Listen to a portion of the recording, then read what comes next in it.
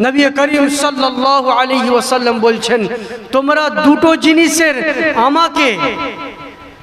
জিনিসের হেফাজতের আমার কাছে ওয়াদা করো, আমি তোমাদের জন্য জান্নাতের ওয়াদা করছি। বলুন সুবহানাল্লাহ। আমার নবীজি বলছেন তোমাদের জান্নাতের সুপারিশ করব। দুটো জিনিস হেফাজত করতে হবে, এক যেটা দুটো গালের মধ্যখানে, আর এক যেটা দুটো রানের মধ্যখানে। কোন কোন জিনিসের হেফাজত করতে হবে ভাই? এক ওই জিনিস যেটা দুটো গালের দুটো জাবড়ার মধ্যখানে, আর দ্বিতীয় ওই জিনিস যাকে তোমাকে হেফাজত করতে হবে, কোনো খারাপ কাজে তাকে ব্যবহার করলে হবে না, যেটা দুটো রানের মধ্যখানে আছে। এই দুটো জিনিসের হেফাজতের ওয়াদা প্রতিজ্ঞা তুমি করো, জান্নাতের সুপারিশ আমি নবীজি করব। বলুন সুবহানাল্লাহ। আর আমাদের এই দুটো জিনিসই কন্ট্রোলে।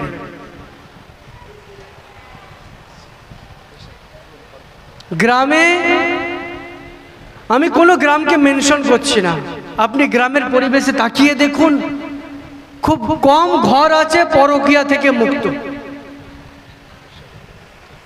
খুব কম ঘর আছে কি মুক্ত ভাই? কি মুক্ত? ব্যভিচার মুক্ত, পরকীয়া মুক্ত।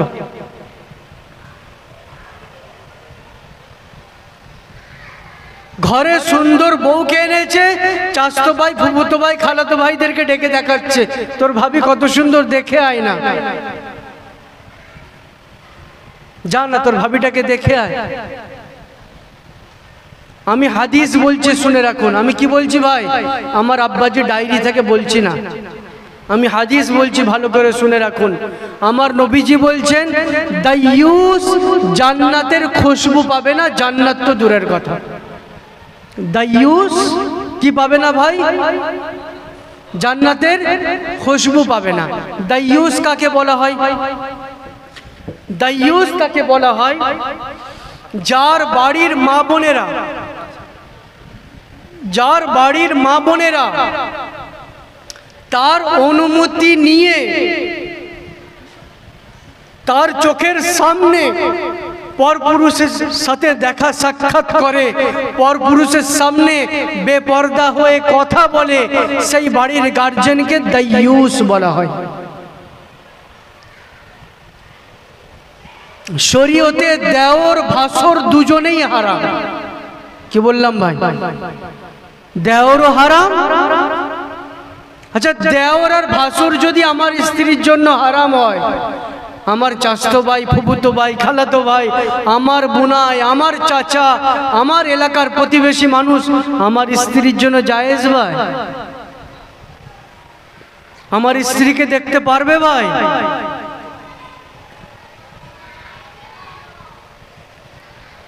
দাইয়ুস বলা হয় যার অবহেলার কারণে, যার গাফলতির কারণে, যার চোখের সামনে, যার অনুমতি নিয়ে, যার পারমিশনে তার বাড়ির মা, বোন, স্ত্রী, সন্তানের চারটে ক্যাটাগরি: মা, বোন, স্ত্রী, কন্যা সন্তান। এই ধরনের নারী যদি আমার চোখের সামনে কোনো পরপুরুষের সামনে কথা বলে আর আমি যদি বাধা না দিই, তাহলে কাল কিয়ামতের দিনে আমার নবীজি পাক জুবানে বলেছেন, আমি দাইয়ুস, আমি জান্নাতের খুশবু পর্যন্ত পাবো না, আমি যত বড়ই নামাজি মুত্তাকি হই না কেন।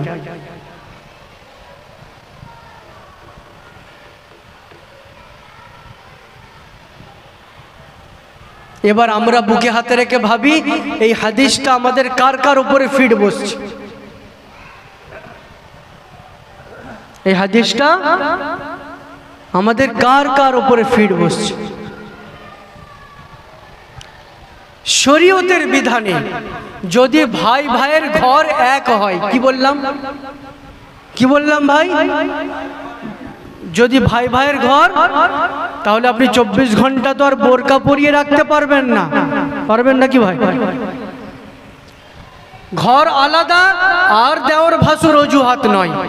কি বললাম? ঘর আলাদা আর দেওর ভাসুরকে মুখ দেখানো যাবে না, ঘর এক। এত গরিব মানুষ, স্ত্রীকে আলাদা ঘর করে দেওয়ার ক্ষমতা নেই, একই ঘরে ওঠা বসা। তখন শরীয়ত বলেছে শুধু দেওর আর ভাসুর যারা ঘরের ভিতরে সব সময় থাকে তাদের জন্য বলেছে শুধু মুখমণ্ডল, হাতের কবজি আর পায়ের গাঁটের নিচে এতটুকু খুলে রাখা যায়। কি বললাম? একই বাড়ির মধ্যে পরপর 3টে রুম, আর 3টে রুমে 3 ভাই থাকে, চাইলেও কি 24 ঘন্টা বোরকা পরাতে পারবে ভাই? তো শুধু তাদের জন্য শরীয়ত একটুখানি ঢিল দিয়ে বলেছে আলাদা ঘর করতে পারছো না, তুমি গরিব মানুষ, ঠিক আছে তোমার স্ত্রীকে বলো টোটাল পর্দা করবে, খালি চেহারাটুকু, এতটুকু, চুল নয়, গলা নয়, শুধু চেহারার এতটুকু খুলে রাখবে, শুধু কাজ করার জন্য হাতের কবজি থেকে খুলে রাখবে, আর জমিনে চলার জন্য পায়ের গাঁট থেকে নিচেটা খুলে রাখবে।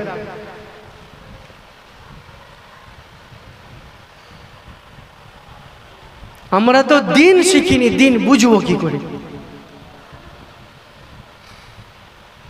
একটা নারী কাকে কাকে মুখ দেখাতে পারবে, কাকে কাকে মুখ দেখাতে পারবে না, এই জ্ঞান অর্জন করা ফরজ। এই জ্ঞান অর্জন করা ফরজ।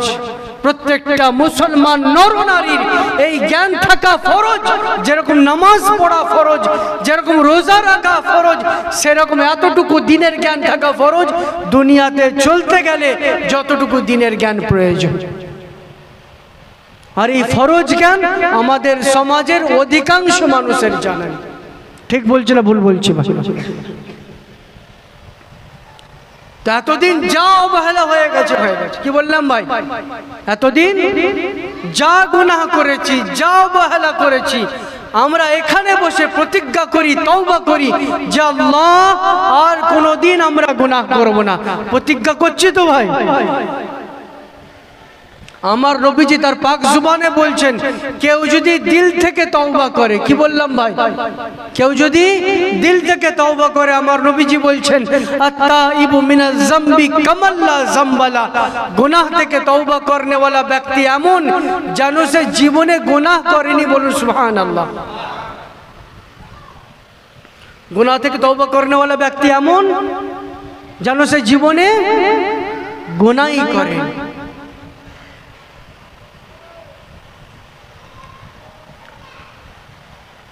আমরা সকলে তওবা করব ভাই, আল্লাহর উপরে পরিপূর্ণ ঈমান আনবো ভাই ইনশাআল্লাহ।